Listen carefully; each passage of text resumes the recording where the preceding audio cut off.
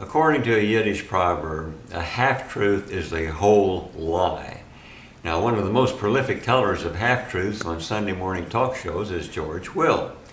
Now, the clip that I'm about to show you is from ABC's February 24th show, hosted by George Stephanopoulos. The discussion was about how a 2% decrease in government spending would affect the economy. Now, here's how George Will defended cuts in government spending. You guys are saying you actually like the sequester. You think it's fine that the government can cut this amount of money. So, okay, that's your position. Now let's let it happen and we'll see who's right. But I want to go back to what you said, Mr. Ratner, about this is going to knock the economy sideways. $44 billion or $85 billion out of a $1.6 trillion economy. At the end of the Second World War, with predictions that this was going to cause chaos and pain all over we cut federal spending 40% in 1 year. And what resulted was what we call the post-war boom. I did not say it was going to knock the economy sideways. I said it was going to have an effect. Okay, well, I said it was going to have an effect on the economy. It's significant that not one member of the panel challenged Will's statement of a half-truth. George Stephanopoulos simply let it go. And not only that, there will be no later follow-up about what was said that day. The nature of Will's half-truth is almost self-evident in the statement itself. Now, first, of course, government spending went down tremendously after the Second World War because we didn't have to finance a gigantic military on both sides of the globe. Second, we didn't have to spend so much money for domestic needs and entitlements because previous government spending created a huge middle class with tremendous pent-up purchasing power. And when the middle class and poor have increasing purchasing power, you have a thriving economy. As a matter of fact, the biggest problem after the Second World War was not to stimulate an economy, it was to keep inflation from growing. The reason the federal government issued so-called war bonds was not to finance the war, it was to take money out of the economy because of the threat of inflation. We were having a prosperous middle class and poor with rising incomes. We had a domestic economy with fewer goods for purchase, and inflation was a real threat. And then third, although total government spending went down after the Second World War, the biggest cuts were for the military-industrial complex. Government spending for domestic needs were not reduced nearly as much. Now, of course, the whole truth is that it was government spending from 1932 to the end of World War II that provided us the basis for creating the greatest middle class the world has ever known. It created a thriving economy. It was not the government cuts in spending after the Second World War that did it. Now, of course, those government cuts in spending after the war were necessary because we had an overheated economy. Inflation was the problem and not conditions for middle and low income Americans. Now, let's look at the graph that I presented in an earlier YouTube video called Government Spending, Not WWII, Got Us Out of the Great Depression.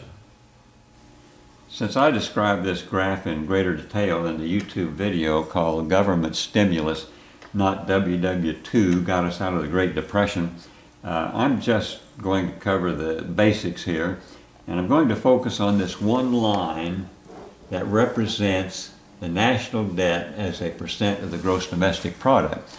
And it goes from 1930 to about a year ago. Now, this is the government spending that actually got us out of the Great Depression and began the creation of the greatest middle class the world has ever known. It represents the spending that financed the war and that financed our conversion from a wartime economy to a peacetime economy. Now, just as an example of what happened all across the country, back here in the 1930s, millions of people left the Dust Bowl of the Midwest and went to California. And these millions of unemployed people put a great strain on that state's resources as well as the nation's resources. However, when government started financing mobilization for the war from here to here, these people got good paying jobs in the defense industry. They not only greatly improved their standard of living, but they also started paying more taxes into the government, and they were less of a drain on the demands of the government in terms of unemployment compensation and things like that.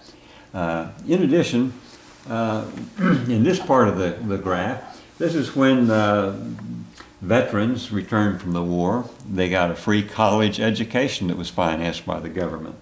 And of course, the money that they had saved over the war years, they spent for refrigerators, houses, electric grills, and all those things that create a thriving economy.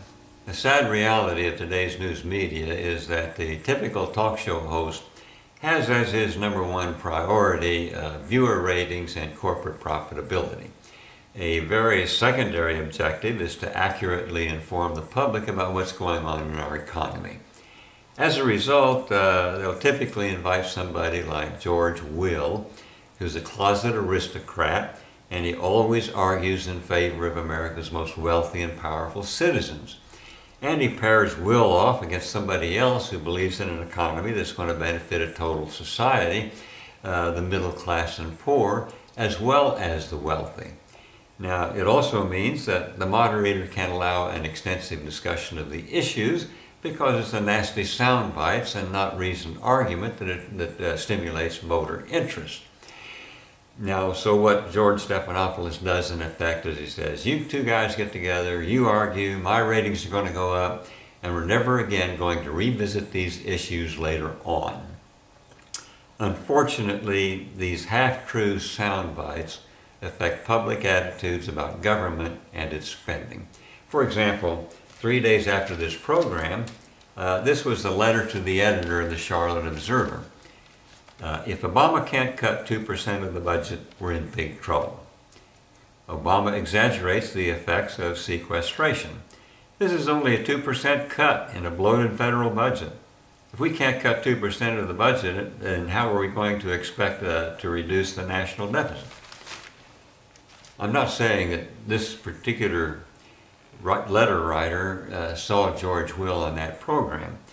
However, what I am saying is that over that weekend, throughout the entire media, Republicans were making the same exact points George Will was making, and they undoubtedly affected the opinions of a lot of people about our government and its spending. Now, the real issue is not whether or not a 2% cut in government spending is too much or too little. That's not the issue. The real issue is that the cuts in government spending means we're going in exactly the wrong direction.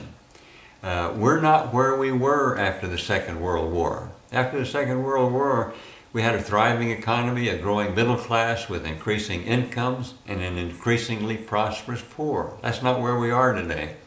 Where we are today is where we were in the 1930s, with stagnant unemployment, chronic unemployment, stagnant wages, and an increasingly desperate poor. So we need to implement the kinds of programs we had then. Higher taxes on the wealthy and government stimulus spending that's going to benefit the middle class and poor.